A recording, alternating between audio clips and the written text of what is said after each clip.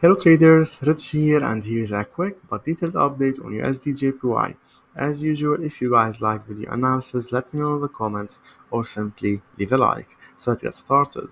As we clearly see, USDJPY has been overall bullish for a while, making higher lows and higher highs. However, you know that the bulls are exhausted because first of all, the impulse movements were getting smaller in size and flat. So if you compare these ones, for example, let me drag and drop it aside.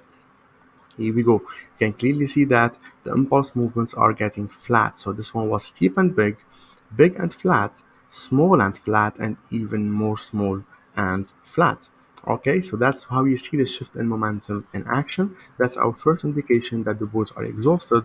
The second indication was this break below the previous low. And of course, the correction movements getting bigger. So small correction, bigger correction, even steep, and now that's a bigger one than the previous three. And we had the break below the previous minor low. Of course, it's like early to say that we have an entire shift in momentum from a long-term perspective. To have this long-term bearish trend now, we need to see a break below the last major low, which would be around this area lining up with the previous high. When we see this break, we'll be expecting further bearish movement downward. For now, we are simply bearish from a medium-term perspective, and we are currently retesting this area, expecting this impulse to break below these lows for it to be overextended from a short-term bearish movement to a long-term one as an impulse correction and impulse and so on. But anyway, let's take it step by step, right? We had our impulse. We're currently in a correction, expecting the next impulse, but we can't really know what the next impulse will start. That's why we don't sell blindly. We always zoom into lower time frames. We've got our supply zone here, so price might dive inside it before trading lower again. If you zoom into H4 time frame, I can't really add much, but if you zoom into H1 time frame, we can clearly see this bearish trend in action. So previously had a correction, an impulse, correction, impulse, and we are currently in this correction movement, resulting in a lower low. So now we're expecting a low low again, as mentioned from daily time frame. Of course, price can still trade a little bit higher to dive inside this supply or even this supply before we trade lower. So we don't sell blindly, as I always say.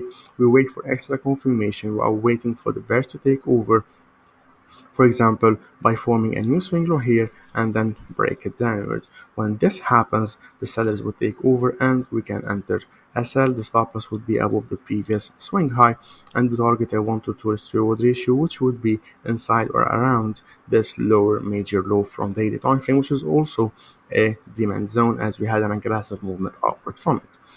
And of course, meanwhile, until this happens, until the bears take over by breaking below the previous low and this trend line, USDJPY is overall bullish from a short-term perspective, can still trade higher and higher before breaking this low downward and so on, or even trade higher and fill the supply.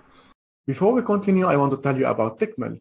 Tickmill is established in 2014 and is one of the leading Forex and CFD brokers with registered users from more than 200 different countries. Tickmill is a no-dealing desk and ECN broker regulated in many countries like the UK, Cyprus, and recently in South Africa. With Tickmill, you can trade a wide range of instruments, starting from Forex to indices, commodities, and even crypto. Most importantly, with very low spreads and trading fees. If you don't have an account yet, make sure to create one using my referral link in the description below to benefit from 5% discounts on your trading fees. And let's continue. As we clearly see, EURNZD has been overall bearish for a while, making lower highs and lower lows. However, we previously rejected the support zone and we are trading higher. But this bullish movement is simply a correction because we are overall bearish. Just like here and here previously, we had a bullish correction and then another bearish impulse pushing price lower. So I'm expecting the same thing here. As we retest this area, we'll be looking for trend following sell setups. Of course, no matter if you are bearish, we don't sell blindly. We always look for two things. The first one is a key rejection zone. In our case, it's this support and resistance, multiple rejections from it previously and currently broken downward, acting as a resistance. That's why we'll be looking for setups around it, also lining up with this previous low. Just like previously, a low broken downward, now acting as a resistance, and we looked for a sell. Low broken downward, acting as a resistance, and we'll be looking for a sell. If you zoom into H4 time frame, it's also we can see a bearish channel engulfing the latest price action, the latest bearish trend, adding more confluence or strength to our resistance zone. So as we retest this area, we'll be looking, as mentioned, for trend following trend setups. I insist on the word looking, right? So first of all, we want the price to approach this area, and as per my trading style, this is the bullish like a correction inside this big bearish trend. So we're expecting the next impulse to push the price lower. As per my trading style, I'll be waiting for the tsunami, a new swing low to form around the lower trend line to consider it my trigger swing, and that's why I always highlight it like this as our trigger. And when this happens and when the sell is activated, the stop loss would be just above the previous swing high, and we target a 1 to 2 risk to reward ratio to have an edge over the market from a risk management perspective, and the take profit would be inside the support zone as we clearly see, and around the lower bound of the channel.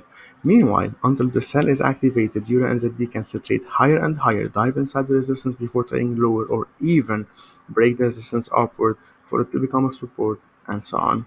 Best of luck, and I'll see you on the next one.